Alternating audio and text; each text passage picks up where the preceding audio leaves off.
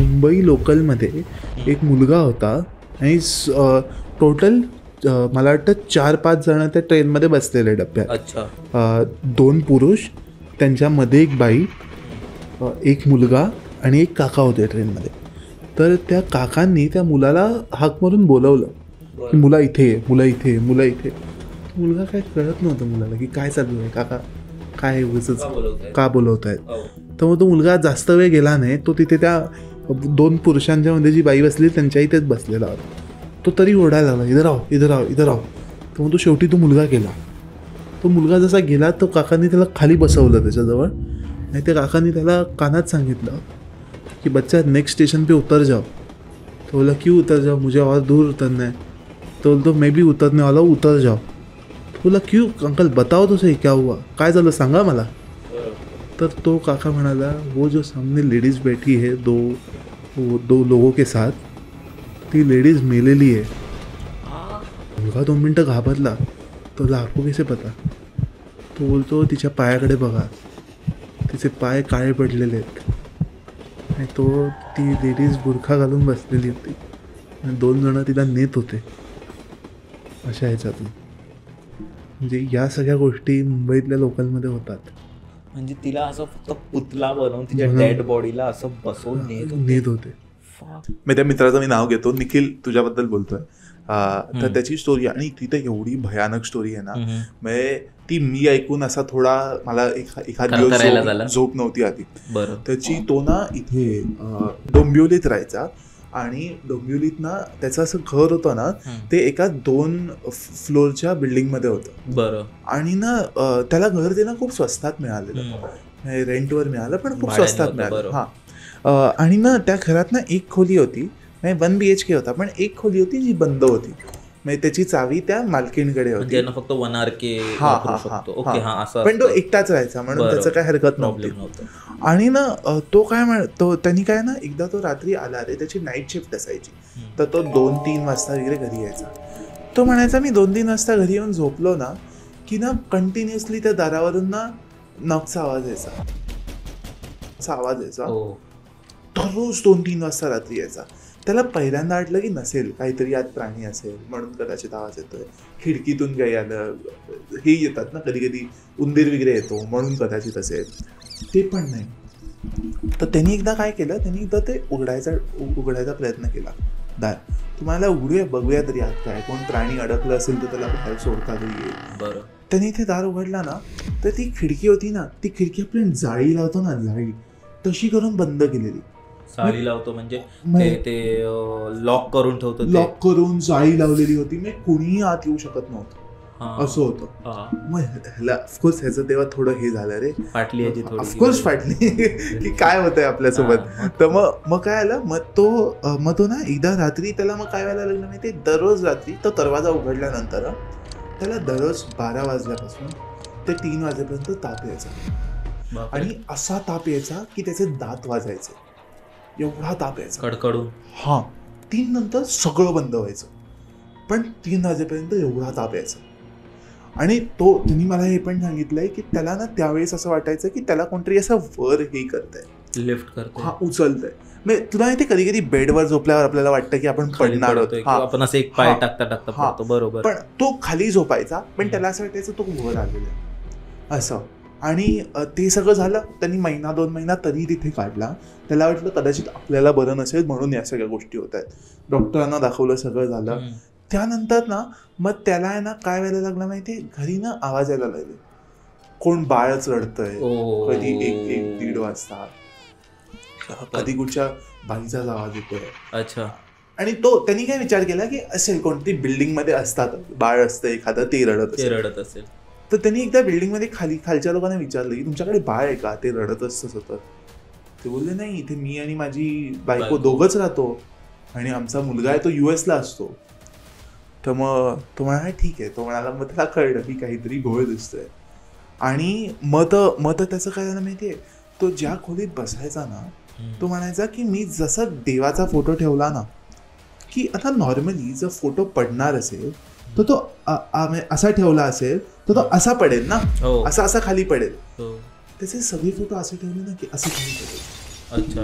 असे म्हणजे तोंडावर प्रत्येक फोटो असा पलटी व्हायचा. त्याला ते पण नाही कळलं की का होतोय. आणि मग नंतर तो जसा त्या घरी जेव्हा पण घरी रात्रीचे 12 वाजायला सुरू व्हायचे ना, तुला माहिती तू असं खाली झोपला असशील आणि कोणी चालत येत असेल तर तुला आवाज येतो त्यांच्या पायाचा. बरोबर. धन धन धन असा आवाज येतो. बरोबर. तो जिथे पण बसायचा ना तिथे धन धन धन धन असं, किंवा मग लहान मूल पळत जातंय तेव्हा आवाज येतो बघ, तसा आवाज यायला सुरू व्हायचा. ओके. मग शेवटी त्यांनी त्याचा लास्ट पॉईंट आला, बोलला आता मी काही राहू शकत नाही. तर मग तो कोकणात गेला. तर कोकणात ना कौल लावतात. कौल लावणं म्हणजे तुला प्रश्न असेल तर तू देवाला विचारू शकतोस कौल लाव. बरोबर. की मला हा प्रश्न आहे. तर मग तिथे जे हे होते ना ते म्हणाले की तुमचा मुलगा आत्ता जिथे राहतोय ना त्याला तिथे ठेवू नका, कारण की तिथे एका गर्भवतीचा जीव गेलेला आहे. एक तर तिला मारलेलं आहे किंवा तिच्या काही इच्छा होत्या त्या पूर्ण नाही झाल्या, आणि तिला आता असं वाटतंय की तुमचा मुलगा तिच्या नवऱ्यासारखाच आहे, म्हणून तो तिला त्रास देईल असं तिला वाटतं. म्हणून तिने त्याचा अजून जीव नाही घेतलाय हे बरं आहे, पण त्याला जितक्या लवकर तिथून शिफ्ट कराल तेवढं आधी त्यांनी कल्टी घेतली. आता कसा आहे तो? आता आहे बरं आहे. पॉडकास्ट बघत असेल तर कदाचित. तुला महालक्ष्मी स्टेशन माहितीये ना? हो, महालक्ष्मी स्टेशन मुंबईचं. हा, तर महालक्ष्मी स्टेशन चर्चगेट वरून जेव्हा गाडी निघते ना तेव्हा महालक्ष्मी स्टेशनला थांबते.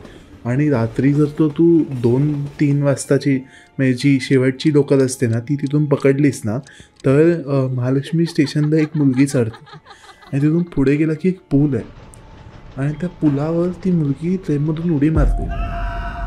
आणि बरेचशा लोकांना हा प्रसंग आला, तर बरेचसे लोक घाबरले. तर ते पुढच्या स्टेशनला जाऊन सांगायला लागले की एका मुलीने उडी मारली इथून, तुम्ही बघा जाऊन.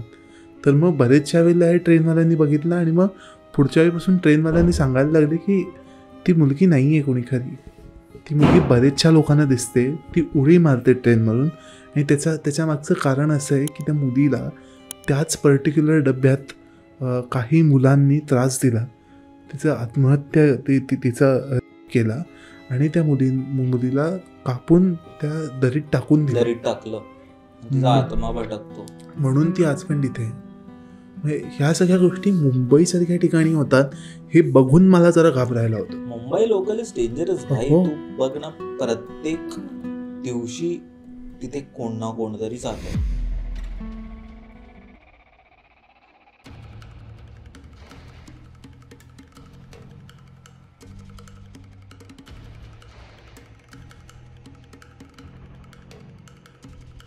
माझी आई एका कॅन्सर हॉस्पिटलमध्ये काम करायची.